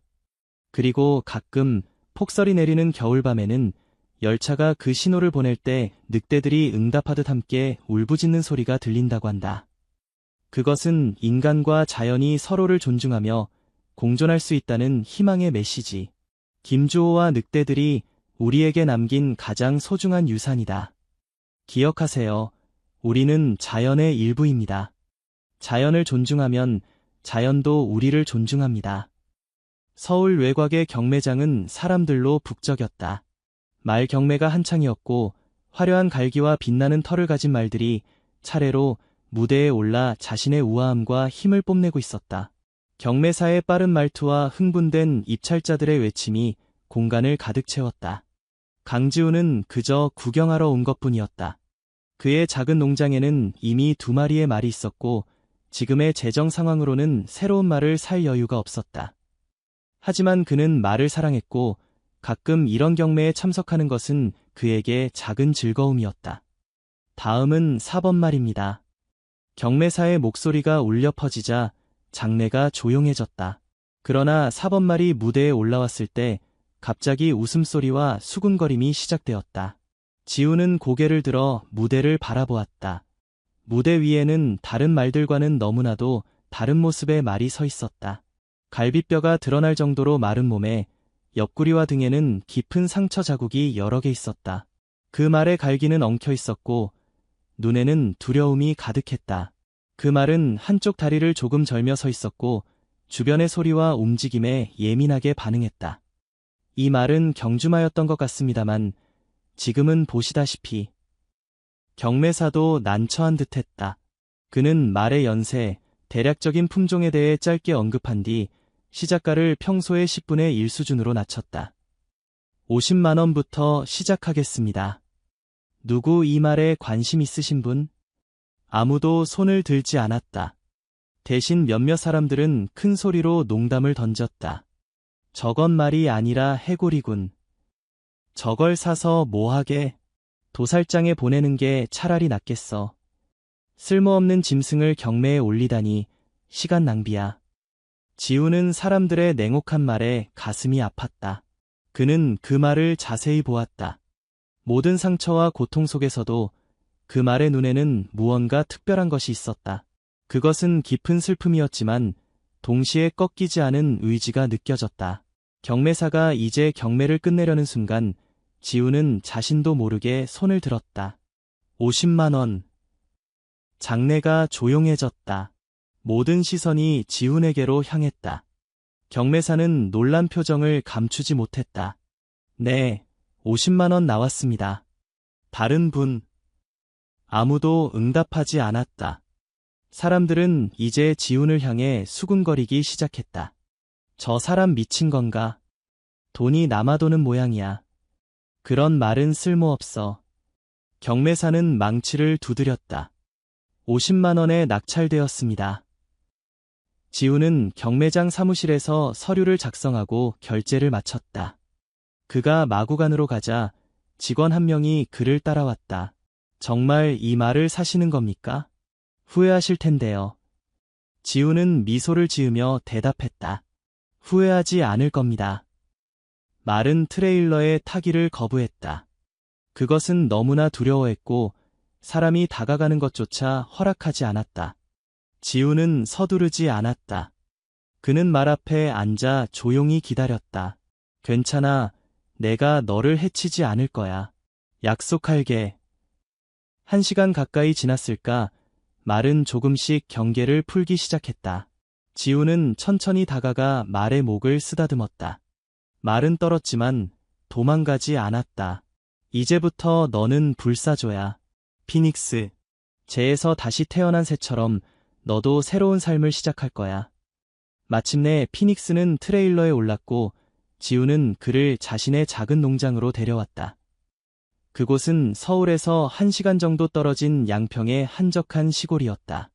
지훈의 농장은 크지 않았지만 푸른 초원과 깨끗한 물, 따뜻한 마구간이 있었다. 지훈의 어머니 박영숙은 아들이 데려온 말을 보고 한숨을 쉬었다. 지훈아, 이번엔 또 무슨 일이니? 이 말은... 엄마, 이 말은 특별해요. 지금은 이렇게 보여도 곧 달라질 거예요. 지켜봐 주세요. 영숙은 아들의 선한 마음을 잘 알고 있었다. 어린 시절부터 지우는 항상 상처 입은 동물들을 데려와 돌보곤 했다. 그의 작은 농장도 사실은 그런 마음에서 시작된 것이었다. 알았어. 하지만 너무 무리하지 마라. 저 말은 많이 다쳤어. 지우는 피닉스를 위한 특별한 마구간을 준비했다. 깨끗한 집과 신선한 물, 최고 품질의 사료를 채워 넣었다. 그러나 피닉스는 마구간 구석에 웅크리고 앉아 먹지도 마시지도 않았다. 첫날은 그렇게 지나갔다. 지우는 마구간 앞에 의자를 놓고 앉아 책을 읽었다. 그는 가끔 피닉스에게 말을 걸었지만 강요하지는 않았다. 서두를 필요 없어, 피닉스. 우리에겐 시간이 많아. 둘째 날, 지훈은 수의사를 불렀다. 정민우 수의사는 지훈의 오랜 친구였다. 그는 피닉스의 상태를 조심스럽게 살폈다. 상태가 심각해. 영양실조에 여러 군데 감염된 상처가 있어. 이 말이 얼마나 학대받았는지 알 수 있어. 민우는 피닉스의 상처를 치료하고 영양제를 주사했다. 피닉스는 처음에는 저항했지만 지훈이 옆에서 계속 말을 걸며 진정시키자 차츰 치료를 받아들였다. 지훈아, 이 말은 회복하는데 시간이 많이 걸릴 거야. 육체적인 상처보다 정신적 트라우마가 더 큰 문제일 수 있어. 알아, 민우야. 하지만 포기하지 않을 거야. 그날부터 지훈의 일상은 피닉스를 중심으로 돌아갔다. 아침 일찍 일어나 마구간을 청소하고 피닉스가 먹을 수 있는 특별한 식단을 준비했다. 매일 상처를 소독하고 약을 발랐다. 무엇보다 그는 피닉스에게 끊임없이 말을 걸었다. 오늘은 날씨가 정말 좋구나, 피닉스. 조금만 더 좋아지면 밖에서 햇볕을 쬐는 것도 좋을 것 같아. 일주일이 지나자 피닉스는 조금씩 변화하기 시작했다. 지훈이 마구간에 들어오면 더 이상 벽 쪽으로 몸을 돌리지 않았다. 음식도 조금씩 먹기 시작했다.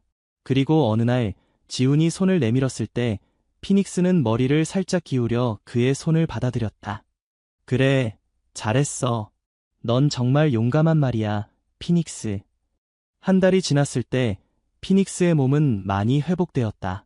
상처는 아직 남아 있었지만 감염은 사라졌고 체중도 늘었다. 이제 지훈은 피닉스를 마구간 밖으로 데려갈 시간이라고 생각했다. 처음 피닉스가 마구간 밖으로 나왔을 때 마른 태양빛에 눈을 깜빡였다. 그것은 마치 오랜 시간 동안 어둠 속에 갇혀 있다가 갑자기 빛을 보는 것 같았다. 피닉스는 조심스럽게 발을 내디뎠다. 지훈은 천천히 피닉스를 작은 울타리가 쳐진 공간으로 안내했다. 피닉스는 불안하게 주변을 살폈지만 지훈이 계속 옆에 있자 조금씩 안정을 찾았다. 보이지? 여기는 내 새로운 집이야. 아무도 너를 해치지 않을 거야. 그날부터 피닉스는 매일 조금씩 더 넓은 세상을 경험했다. 처음에는 작은 울타리 안에서, 그 다음에는 더 넓은 초원에서. 지훈은 강요하지 않고 피닉스가 스스로 준비될 때까지 기다렸다. 그러던 어느 날 지훈이 농장 일을 하고 있을 때였다. 그는 문득 어떤 기운을 느끼고 고개를 들었다. 그리고 그 순간을 결코 잊지 못할 것이다. 피닉스가 초원을 달리고 있었다. 햇빛 아래 그의 몸은 더 이상 상처투성이의 말이 아니었다. 갈기가 바람에 나부꼈고 근육이 움직임에 따라 물결쳤다. 그것은 마치 춤을 추는 것 같았다. 자유의 춤. 지훈은 울음을 참지 못했다. 그는 피닉스가 얼마나 아름다운 말인지 이제야 볼 수 있었다. 모든 상처와 고통을 이겨내고 피닉스는 마침내 본연의 모습을 되찾고 있었다. 정말 멋있어, 피닉스.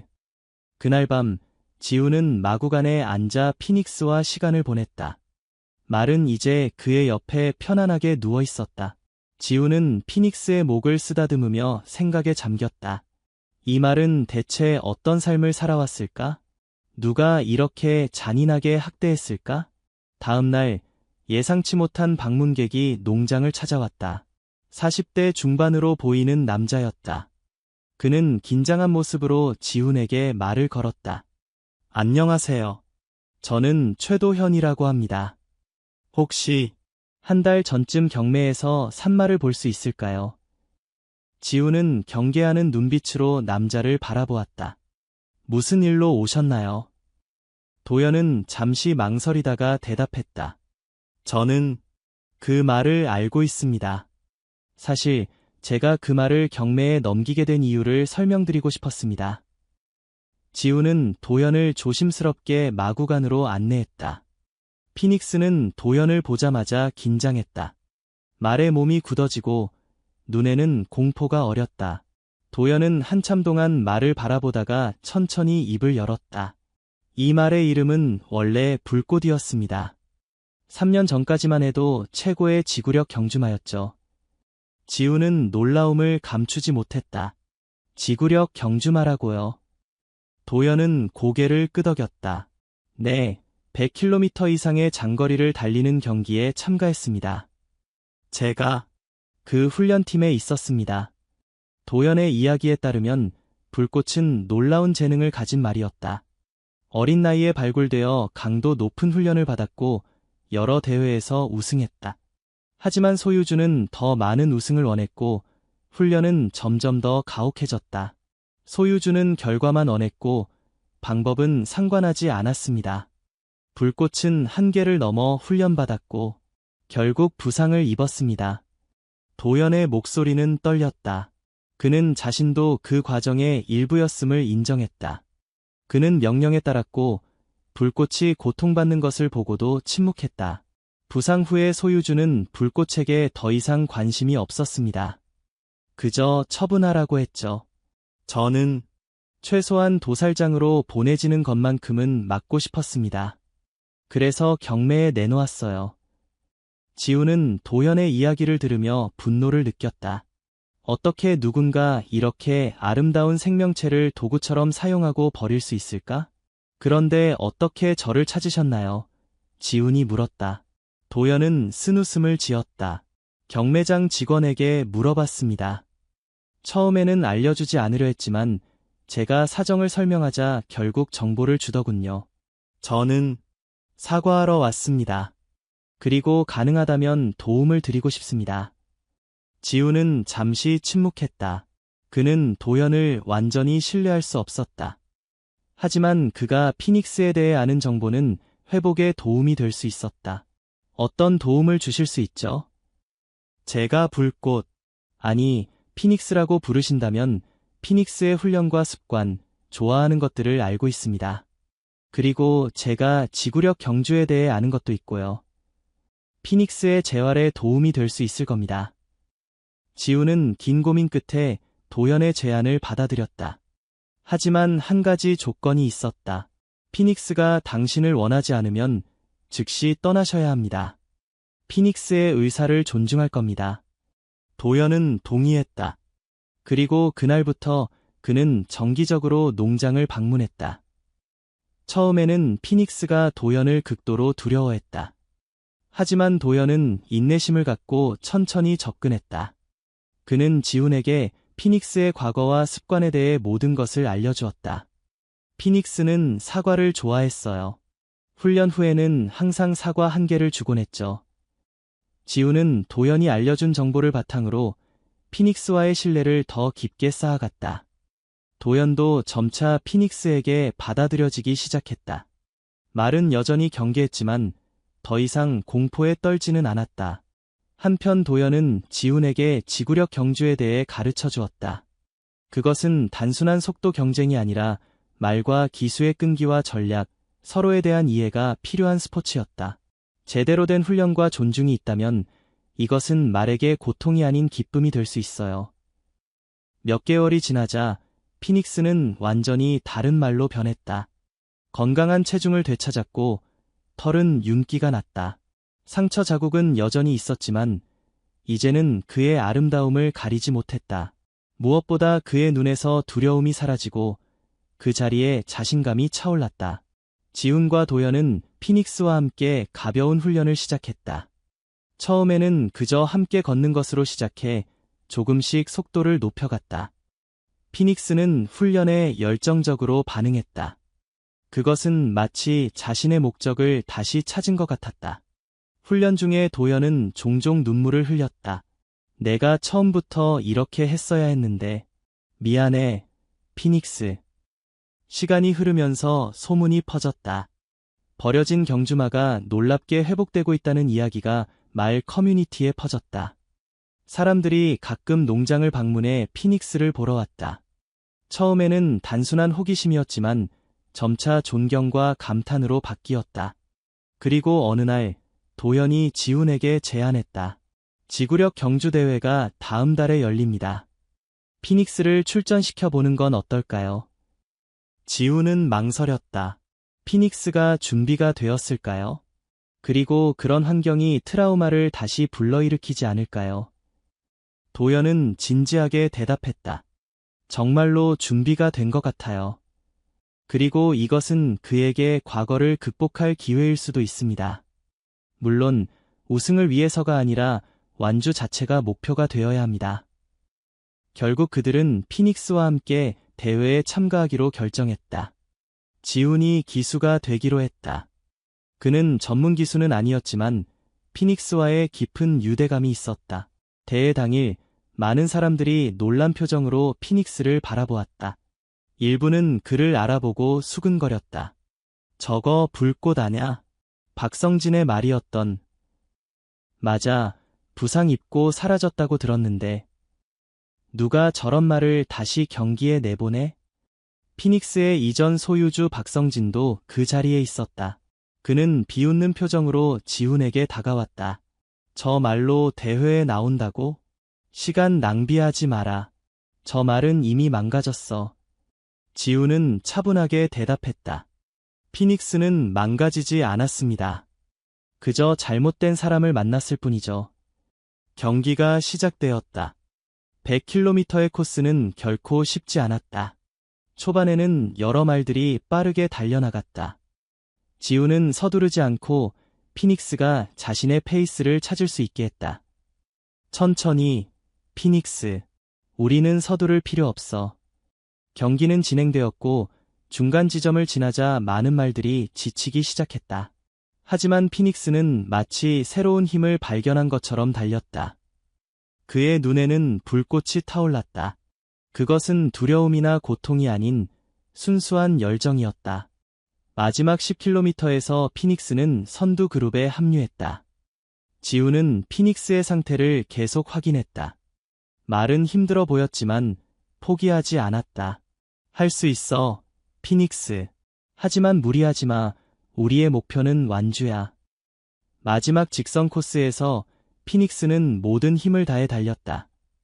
관중들은 환호성을 질렀다. 목표 지점을 통과했을 때 피닉스는 3등으로 경기를 마쳤다. 지훈은 말에서 내려 피닉스를 껴안았다. 정말 잘했어, 피닉스.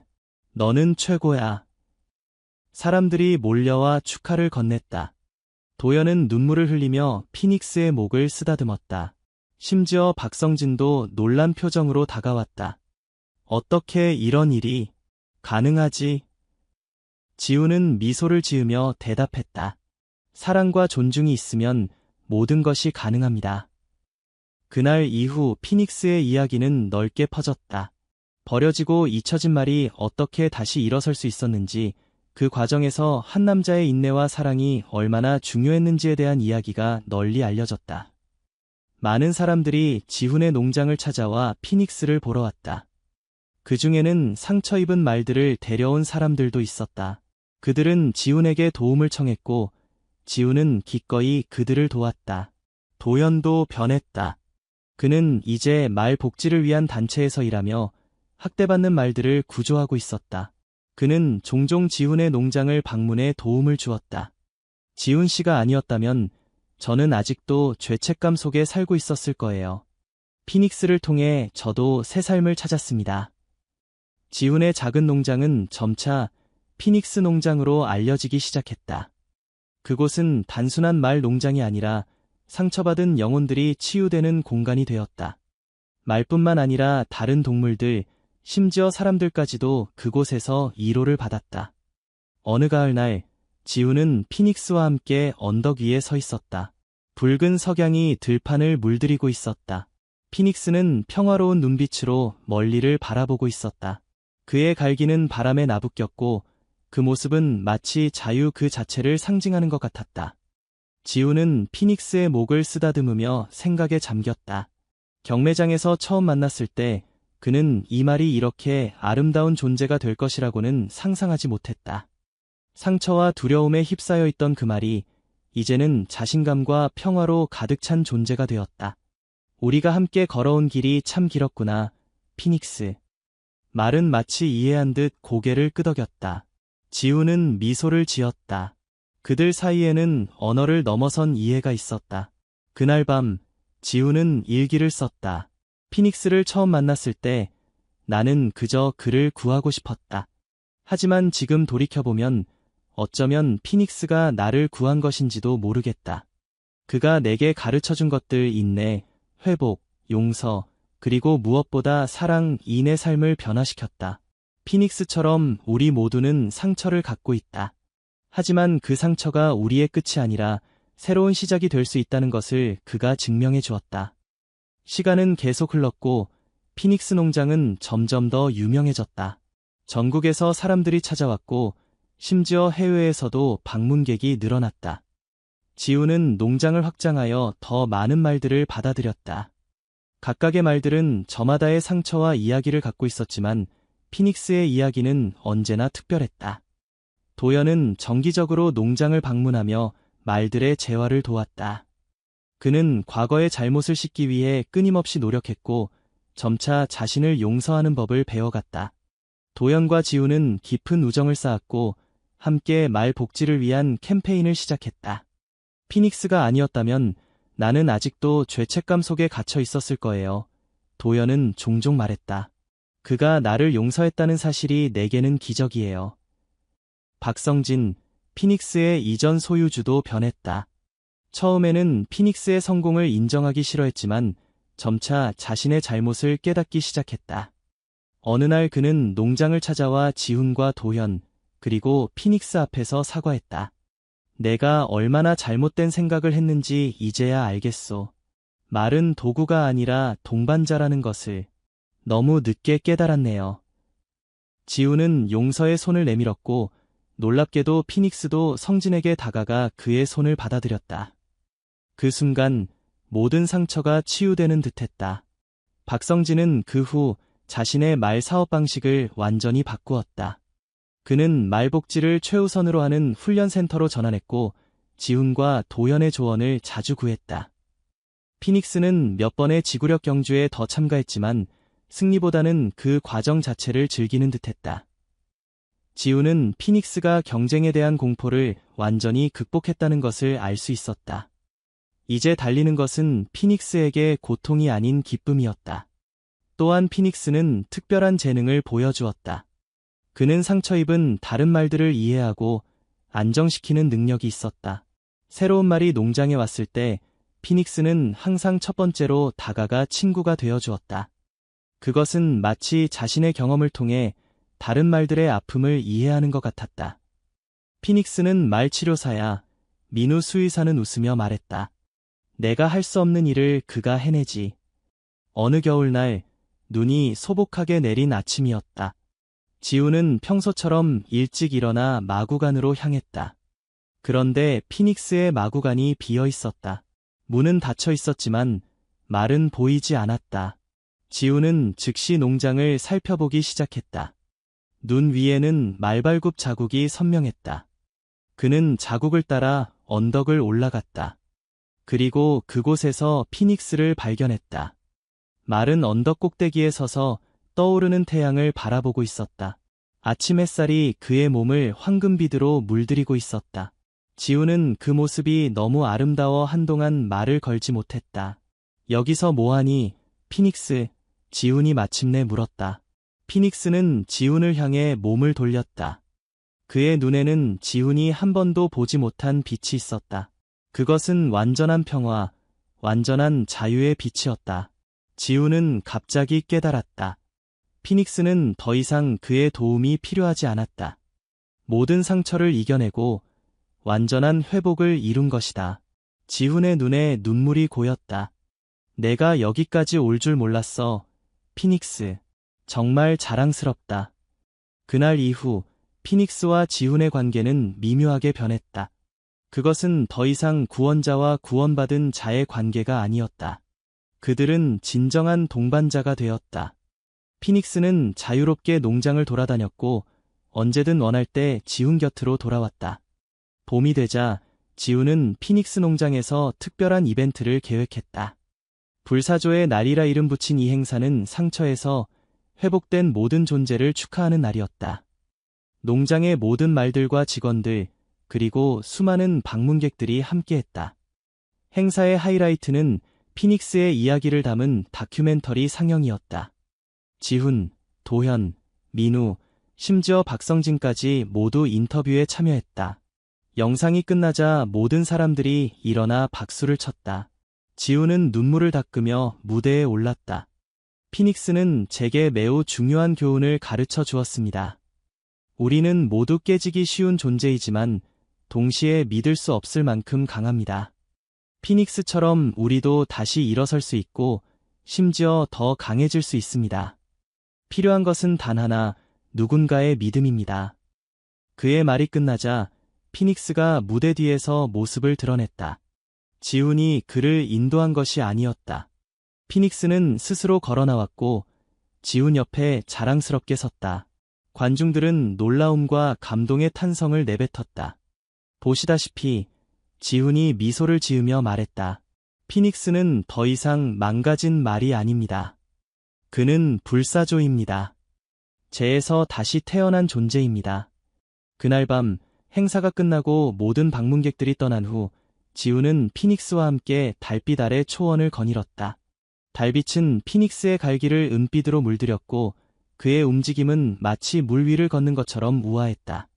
피닉스, 너는 내가 만난 가장 용감한 영혼이야. 지훈이 말했다. 내가 있어서 내 삶은 더 풍요로워졌어. 피닉스는 부드럽게 울음소리를 내며 지훈의 어깨에 머리를 기댔다. 그것은 말없는 감사의 표현이었다. 수년이 흘러 피닉스는 나이가 들었다. 그의 털에는 하얀 점들이 보이기 시작했고 걸음은 예전보다 느려졌다. 하지만 그의 눈에는 여전히 그 특별한 빛이 빛나고 있었다. 지훈도 나이가 들었다. 그의 머리카락은 희끗희끗해졌고 얼굴에는 주름이 늘었다. 하지만 그의 미소는 여전히 따뜻했고 눈빛은 예전처럼 친절했다. 어느 봄날 아침, 지훈은 평소처럼 마구간으로 향했다. 피닉스는 조용히 누워 있었다. 그는 잠든 것처럼 보였지만 지훈은 즉시 무언가 다르다는 것을 느꼈다. 피닉스, 그는 부드럽게 불렀다. 말은 움직이지 않았다. 지훈은 천천히 다가가 무릎을 꿇고 피닉스의 머리를 쓰다듬었다. 말의 몸은 아직 따뜻했지만 가슴에서는 더 이상 심장 소리가 들리지 않았다. 지훈은 눈물을 참지 못했다. 그는 피닉스 옆에 앉아 한동안 울었다. 그리고 마침내 고개를 들었을 때 그는 창문을 통해 들어오는 햇살이 피닉스의 몸을 황금빛으로 물들이는 것을 보았다. 내가 떠나는 방식조차 아름답구나, 피닉스. 지훈은 농장의 가장 높은 언덕에 피닉스를 묻었다. 그곳은 피닉스가 종종 서서 일출을 바라보던 곳이었다. 그는 간단한 비석을 세웠다. 여기 불사조가 잠들다. 그는 두려움에서 용기를, 상처에서 치유를, 절망에서 희망을 만들어냈다. 영원히 우리 가슴 속에 살 것이다. 소식이 퍼지자 전국 각지에서 사람들이 찾아와 피닉스에게 작별 인사를 했다. 지훈은 그들의 이야기를 들었다. 피닉스의 이야기가 어떻게 그들의 삶에 영향을 미쳤는지, 어떻게 그들에게 용기를 주었는지에 대한 이야기였다. 도연은 며칠 동안 말을 잇지 못했다. 그는 피닉스의 묘 앞에 무릎을 꿇고 울었다.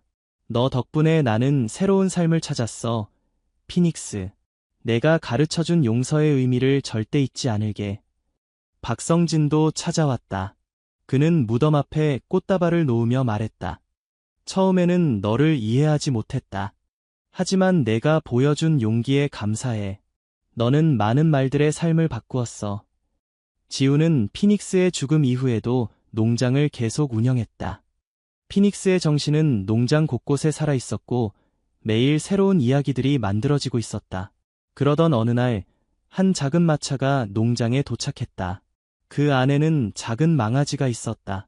갓 태어난 듯한 그 망아지는 마르고 약해 보였다. 하지만 그의 눈에는 강한 의지가 빛나고 있었다. 이 망아지의 어미는 분만 중에 죽었습니다. 마차를 몰고 온 남자가 설명했다. 어미는 경주마였는데 주인이 그녀를 제대로 돌보지 않았어요. 이 새끼마저 포기하려고 했지만 저는 당신의 농장에 대해 들었고 혹시 이 아이를 받아주실 수 있을까요? 지우는 망아지를 자세히 살폈다. 작고 약해 보였지만 그 눈빛은 어딘가 익숙했다. 의지와 생명력이 넘치는 눈빛. 물론이죠. 저희가 돌볼게요. 남자가 떠난 후 지우는 망아지를 피닉스의 옛 마구간으로 데려갔다. 그곳은 피닉스가 죽은 이후 비어 있었다. 지우는 깨끗한 짚을 깔고 따뜻한 우유를 준비했다. 망아지는 처음에는 두려워했지만 지훈의 부드러운 목소리와 손길에 점차 안정을 찾았다.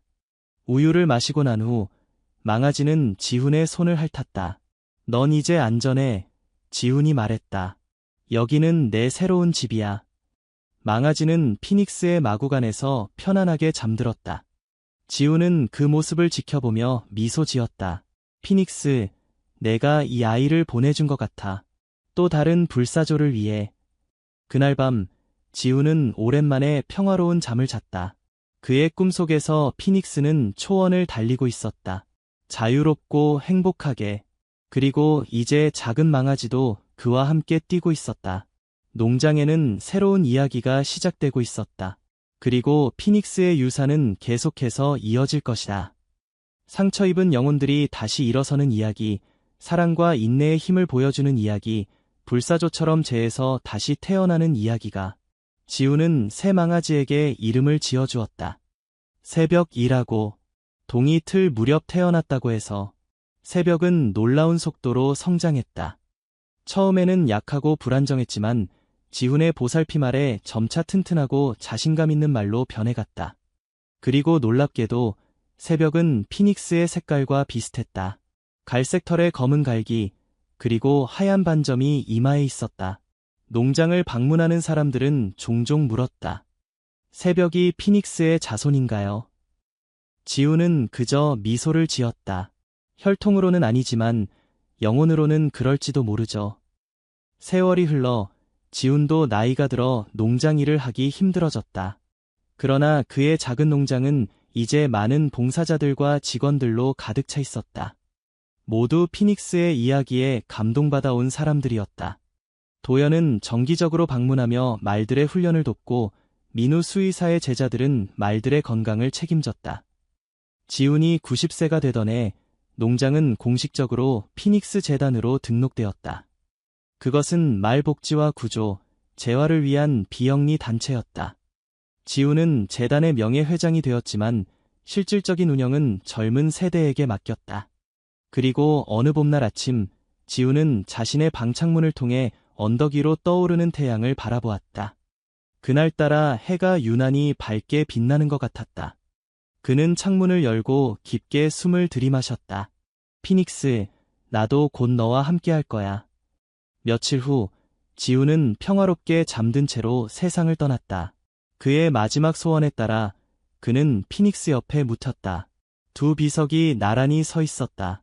여기 불사조가 잠들다. 여기 불사조를 믿은 사람이 잠들다. 장례식 날 수백 명의 사람들이 참석했다. 그들 중 많은 이들은 지훈이나 피닉스를 직접 만난 적이 없었지만 그들의 이야기를 통해 삶의 의미를 찾은 사람들이었다. 새벽은 이제 늙은 말이 되었지만 여전히 강하고 우아했다. 그는 장례식 내내 비석 옆에 서 있었다. 마치 수호자처럼. 장례식이 끝나고 모든 사람들이 떠난 후 한 어린 소녀가 비석 앞에 남았다. 그녀는 꽃다발을 놓으며 조용히 말했다. 감사합니다. 지훈 할아버지, 피닉스 할아버지. 당신들의 이야기가 저에게 용기를 주었어요. 저도 언젠가 누군가에게 그런 희망이 되고 싶어요. 소녀가 떠난 후 석양이 비석을 붉게 물들였다. 그리고 그날 밤 농장 사람들은 이상한 광경을 목격했다고 한다. 두 개의 빛나는 형체가 언덕 위로 솟아올라 밤하늘로 사라졌다는 것이다. 마치 불사조처럼 새로운 생명을 찾아 날아간 듯했다. 피닉스 농장의 이야기는 여기서 끝나지 않았다. 새로운 세대들이 그 정신을 이어받아 상처 입은 영혼들을 치유하고 새 삶을 선물하는 일을 계속했다. 그리고 그 모든 이야기의 시작에는 한 남자와 한 말이 있었다. 강지훈과 피닉스. 그들은 세상에 증명해 보였다. 사랑과 인내, 그리고 무조건적인 믿음이 있다면 어떠한 상처도 치유될 수 있다는 것을.